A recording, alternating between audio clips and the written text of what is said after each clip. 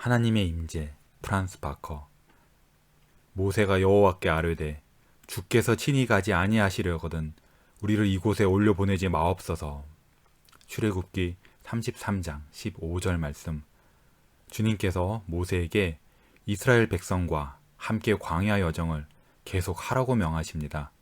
하지만 이스라엘이 죄를 지었기 때문에 주님께서 더는 이스라엘과 같이 가시지 않겠다고 말씀하십니다. 대신 천사를 보내어 주시겠다고 제안하시지만 모세는 거절합니다.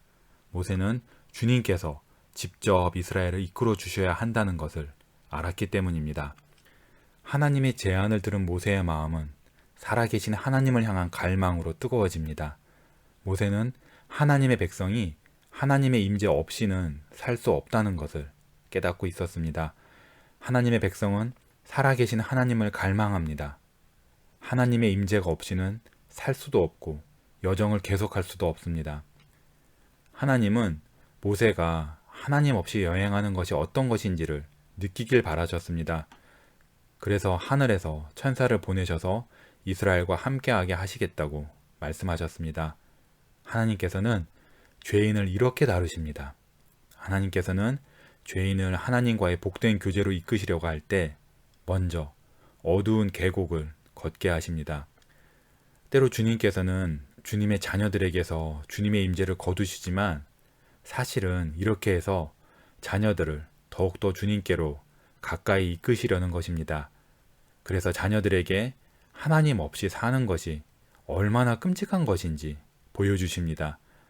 동시에 주님은 거룩하신 주께서 죄인과 교제하는 것이 불가능하다는 사실도 꼭 보여주십니다.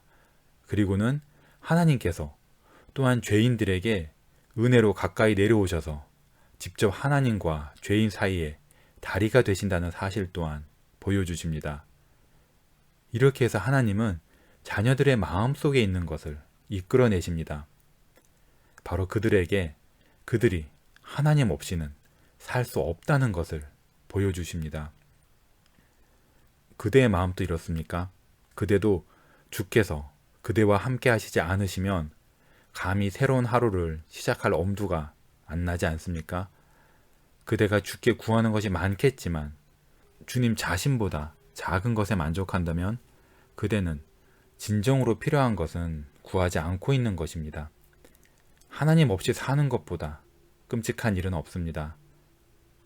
하나님 없이 사는 것이 그대에게도 가장 끔찍한 비참입니까? 그대에게 가장 큰 기쁨은 무엇입니까? 이 질문에 하나님 앞에서 솔직하게 답해 보십시오. 하나님 없이 살고 있지만 하나님 없이는 살 수 없는 사람은 하나님께 주께서 가장 큰 복이니 주님을 제게 주소서라고 구할 수 있습니다. 이 사실은 참으로 영광스러운 신비입니다.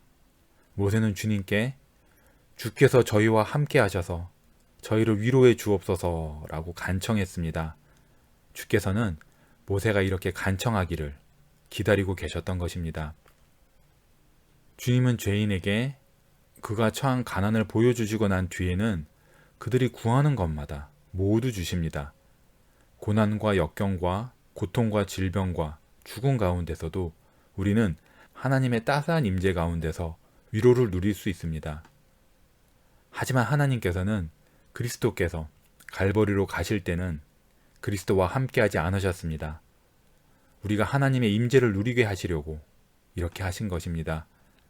그리스도는 성부 하나님께 버림을 받고서 혼자서 십자가의 길로 걸어가야 했습니다.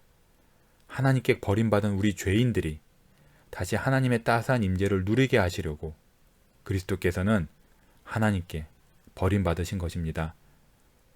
죄인을 향한 하나님의 이 헤아릴 수 없는 큰 사랑을 우리가 받을 수 있다는 사실이 참으로 놀랍지 않습니까? 그리고 우리 모두가 이런 사랑과 은혜의 하나님을 진정으로 사랑해야 하지 않겠습니까?